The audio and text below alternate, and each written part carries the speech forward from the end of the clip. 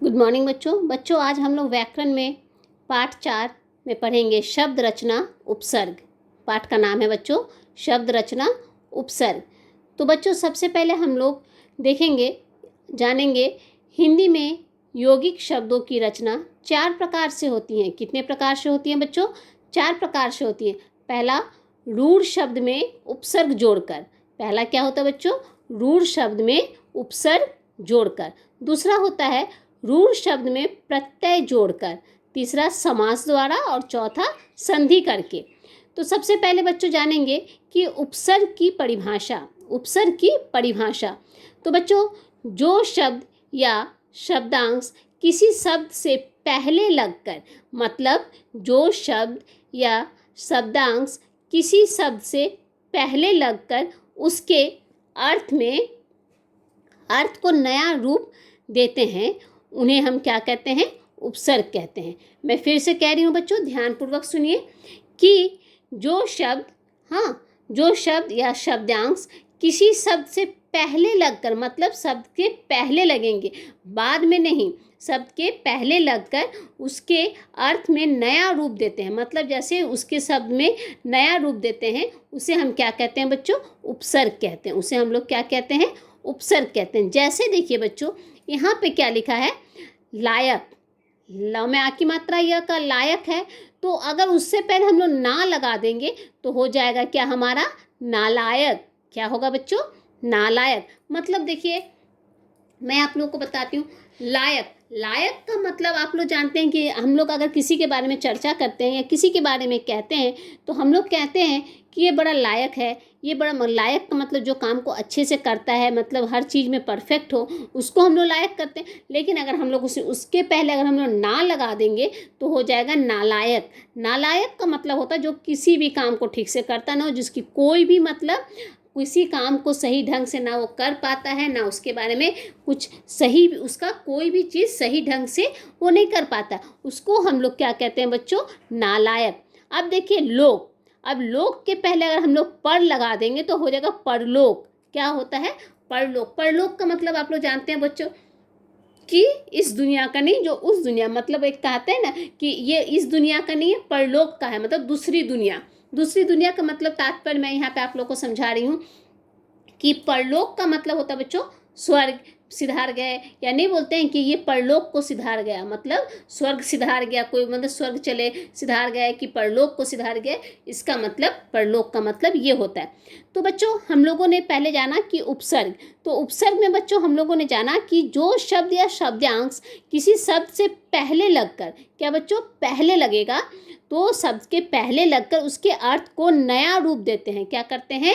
अर्थ को नया रूप देते हैं, उन्हें हम क्या कहते हैं? उपसर्ग कहते हैं। जैसे मैंने अभी बताया कि लायक से पहले अगर हम लोग ना लगा देंगे तो हो जाएगा नालायक। उसी प्रकार लोक से पहले अगर हम लोग पर लगा देंगे तो हो जाएगा परलोक।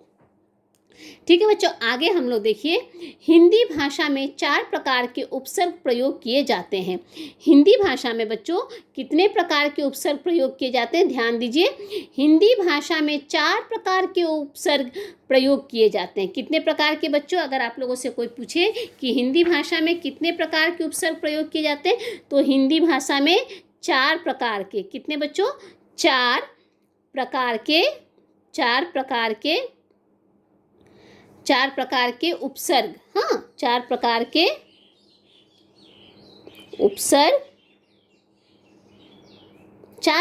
उपसर्ग प्रयोग किए जाते हैं। कितने? 4 प्रकार के उपसर्ग प्रयोग किए जाते हैं। हाँ, 4 प्रकार के। देखिए यहाँ पे आप लोगों की बोला गया है 4 प्रकार के उपसर्ग प्रयोग किए जाते हैं। किए जाते हैं। तो बच्चों कितने प्रकार के उपसर्ग का प्रयोग किए जाते हैं? 4 प्रकार के। पहला हमारा क्या आता है? संस्कृत के उपसर्ग। पहला क्या आता है? संस्कृत के उपसर्ग। दूसरा आता है हिंदी के उपसर्ग। दूसरा क्या आता है बच्चों? पहला आता है संस्कृत के उपसर्ग, दूसरा आता है उपसर्ग की तरह प्रयुक्त होने वाले संस्कृत शब्द। दूसरा हमारा आता है बच्चों कि उपसर्ग की तरह प्रयुक्त होने वाले संस्कृत शब्द। तीसरा हमारा आता है बच्चों हिंदी के उपसर्ग। तीसरा क्या आता है? हिंदी के उपसर्ग। और हमारा चौथा आता है बच्चों अरबी फारसी के उपसर्ग। ठीक है बच्चों, तो ये उपसर्ग जो है बच्चों, मैंने सबसे पहले आप लोग आज जाने कि उपसर्ग किसे कहते हैं। तो उपसर्ग बच्चों जो शब्द या शब्दांश किसी शब्द से पहले लगकर उसके अर्थ को नया रूप देते हैं। मतलब उसका एक शब्द है, लेकिन उससे पहले अगर उसका हम लोग प्रयोग करते हैं तो उसका अर्थ क्या होता है? एक नया रूप आ जाता है। जिस प्रकार आप लोगों का उदाहरण में बताया गया है कि लायक, लेकिन लायक से पहले अगर हम लोग ना लगा देंगे तो हो जाएगा नालायक। नालायक का अर्थ ही पूरा परिवर्तन हो गया, तो उसका मतलब हुआ नालायक। नालायक का मतलब आप लोग जानते ही हो, मैंने अभी आप लोगों को बताया कि जो कोई भी मतलब किसी काम का नहीं हो, जो हर चीज़ मतलब लायक नहीं है, नालायक है। हम लोग कहते हैं ना, देखिएगा आप लोग कभी कभी आप लोग भी सुनते होंगे कि ये बड़ा नालायक है, ये कोई भी काम को ठीक ढंग से नहीं करता, ये बड़ा नालायक है। तो इसका अर्थ परिवर्तन हो गया। लेकिन अगर वहीं पे अगर पहला जो शब्द था हमारा लायक, अगर किसी को कहा जाए ये बड़ा लायक बच्चा है, ये बड़ा लायक लड़का है, तो मतलब ये हर चीज़ में ये ठीक है, परफेक्ट है, अच्छा है। उसी प्रकार लोक का मतलब लोक इस दुनिया की बात करें जहाँ पे हम लोग रहते हैं, जीवित हैं, उसके बारे में बात करें। लेकिन जब हम लोग पर लगा देते हैं, पर लोक मतलब आप लोग सुने ही होंगे घर में या बाहर में, कभी भी आप लोग इस शब्द का प्रयोग आप लोग सुने होंगे, परलोक। या परलोक का मतलब होता है जो दूसरी दुनिया में सिधर गया है, जो जिनकी मृत्यु हो गई हो उनके बारे में कहा जाता है कि वो परलोक को सिधर गया है, या परलोक चले गए, ये अब नहीं रहे इस दुनिया में। इस टाइप का वर्ड का हम लोग प्रयोग करते हैं। मतलब लोक की जगह अगर हम लोग पर लगा देते हैं तो इसके अर्थ में पूरा का पूरा परिवर्तन आ जाता है। आगे देखिए बच्चों है कि हिंदी में 4 प्रकार के उपसर्ग प्रयोग किए जाते हैं। हिंदी में कितने प्रकार के उपसर्ग प्रयोग किए जाते हैं बच्चों? अगर आपसे पूछा जाए तो हिंदी में 4 प्रकार के उपसर्ग का प्रयोग किया जाता है। क्या क्या 4 प्रकार के उपसर्ग हुए बच्चों? संस्कृत के उपसर्ग हमारा पहला होता है संस्कृत के उपसर्ग। दूसरा बच्चों होता है उपसर्ग की तरह प्रयुक्त होने वाले संस्कृत शब्द। तीसरा हिंदी के उपसर्ग, और चौथा होता है बच्चों अरबी फारसी के उपसर्ग। अब देखिए बच्चों, इसी में हम लोग देखेंगे, आप लोग देखिए कुछ एक है, मैं उदाहरण पहले दे रही हूँ। संस्कृत के उपसर्ग। अब संस्कृत के उपसर्ग में बच्चों क्या है? सु क्या हुआ? उपसर्ग हुआ। अब हम लोग उदाहरण सु से आप लोगों को अगर शब्द बनाने हैं तो इसमें बनेगा सुवर्ण, सुशील। मतलब सु से हमारा शब्द क्या क्या होता है बच्चों? सु से हमारा शब्द हुआ सुंदर, सुशील, ये सब हुआ। वी से हुआ विदेश। विदेश का मतलब आप जानते ही हो, इस देश में, ये देश नहीं, हम लोग जहाँ रहते हैं वो दूसरे देश को कहते हैं विदेश। और विवश, फिर हुआ परि, तो परिणाम, परिमाण, इस टाइप के शब्द। तो ये शब्द बच्चों हमारे हुए संस्कृत के उपसर्ग। हाँ, संस्कृत के उपसर्ग में और बहुत सारे उदाहरण दिए गए हैं, लेकिन आप लोगों ये 2 उदाहरण आप लोगों को मैं 2-3 उदाहरण दे रही हूँ। जैसे अनु से हमारा शब्द हुआ है नौमी की मात्रा अनु, तो अनुभव हमारा एक शब्द हुआ। देखिए बच्चों यहाँ पे एक शब्द है हमारा अनु, यहाँ है ना अनु, तो अनु से हमारे शब्द बनते हैं अनुभव, अनुकरण। ये सारे शब्द जो हैं संस्कृत के उपसर्ग हैं। अब बच्चों हमारा आगे का है, आगे के हम लोग शब्द में देखेंगे कि उपसर्ग की तरह प्रयोग होने वाले संस्कृत शब्द। उपसर्ग की तरह प्रयुक्त होने वाले संस्कृत के शब्द। तो अ से हमारे क्या क्या शब्द बनते हैं? अज्ञान, अकाल, अधर्म। हाँ, उसी प्रकार बच्चों मतलब संस्कृत के जो शब्द हुए उसमें से क्या क्या शब्द हमारे होते हैं? तो ये सारे शब्द होते हैं। जैसे आप लीजिए बहु, तो बहु से अगर आपको कोई शब्द बनाने बोले तो आप लोग क्या करेंगे? शब्द बनेंगे बहुमूल्य, बहुवचन, इस तरह के। ये आप लोगों का एक उदाहरण है कि उपसर्ग की तरह प्रयुक्त होने वाले संस्कृत के शब्द। आगे का हमारा बच्चों हिंदी के उपसर्ग। क्या है? हिंदी के उपसर्ग।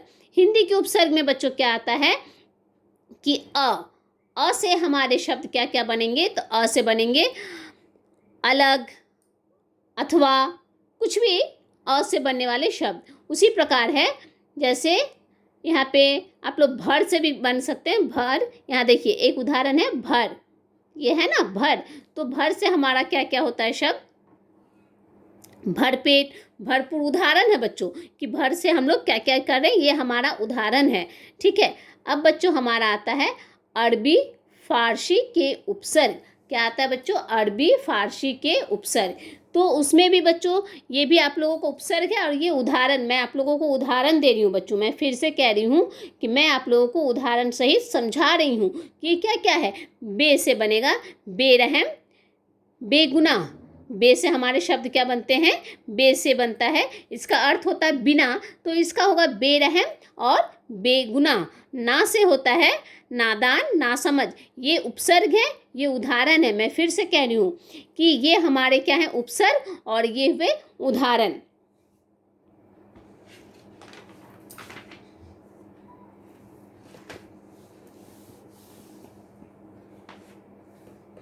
तो देखिए बच्चों, आप लोगों का आज जो पाठ हमारा था, पाठ का था नाम कि शब्द रचना उपसर्ग। हमारा पाठ का नाम था शब्द रचना उपसर्ग। तो हम लोगों ने इसमें देखा बच्चों कि क्या नाम है कि यौगिक शब्द की कितनी रचनाएं होती हैं? 4 प्रकार की रचनाएं होती हैं। उपसर्ग की परिभाषा, उपसर्ग की परिभाषा मैंने अभी आप लोगों को बताया थोड़ी देर पहले कि जो शब्द या शब्दांश किसी शब्द से पहले लग के उसके अर्थ में नया रूप देते हैं, उसे हम कहते हैं उपसर्ग। और उपसर्ग को मैंने अभी समझाया बच्चों आप लोगों को कि उपसर्ग क्या है, कि शब्द के पहले लगते हैं। वो क्या लगते हैं बच्चों? शब्द के पहले लगते हैं, पहले लग के उसके अर्थ में नया रूप दे देते हैं, तो हम लोग उसको कहते हैं उपसर्ग कहते हैं। हिंदी भाषा में 4 प्रकार के उपसर्ग होते हैं। मैं फिर कह रही हूँ बच्चों, ध्यान दीजिए। हिंदी भाषा में कितने प्रकार के उपसर्ग होते हैं? तो 4 प्रकार के उपसर्ग होते हैं। क्या क्या? तो संस्कृत के उपसर्ग, हिंदी के उपसर्ग, उपसर्ग की तरह प्रयुक्त होने वाले संस्कृत के शब्द, और आखिरी में हमारा आता है अरबी या फारसी के उपसर्ग। तो बच्चों ये हमारा आज का पाठ में हम लोगों ने उपसर्ग के बारे में जाना कि उपसर्ग वो है जो शब्द के पहले लगते हैं। शब्द के क्या होता है बच्चों? पहले लगते हैं। इसके क्या होता है ना कि पहले लग के उसका शब्द में उसका परिवर्तन कर देता है। तो उसी से मैंने आप लोगों को संस्कृत के उपसर्ग के कुछ उदाहरण बताया कि अगर संस्कृत के उपसर्ग रहेंगे सु, और उसका उदाहरण मतलब उदाहरण क्या होगा? सु से बनने वाले शब्द हुआ कि सुवर्ण, सुशील। इसी तरह से जो है उपसर्ग के तरह प्रयोग होने वाले संस्कृत के शब्द के बारे में भी मैंने बताया बच्चों कि अ से क्या क्या शब्द बन सकते हैं। जैसे कोई शब्द दिया गया है कि उपसर्ग अ है, तो उसका उदाहरण कुछ लिखिए, तो आप लोग उसके बदले आप लोग लिख सकते हैं ज्ञान। ये उसी प्रकार हिंदी के उपसर्ग में भी उसी प्रकार अ आएगा, तो हम लोग उसका लिख सकते हैं अलग। मतलब आप लोगों को मैं फिर से कह रही हूँ कि ये उपसर्ग है और ये क्या है बच्चों? ये उदाहरण है। अरबी फारसी के उपसर्ग में भी बच्चों से आप लोगों का वही है। अरबी फारसी के उपसर्ग मतलब ये आप लोगों का उपसर्ग है। और बे से, बे आप लोगों का क्या हुआ बच्चों? बे आप लोगों का उपसर्ग हुआ। और उदाहरण में हम लोग जानेंगे बेरहम, बेगुनाह, ये सारे शब्द हमारे उपसर्ग में आते हैं।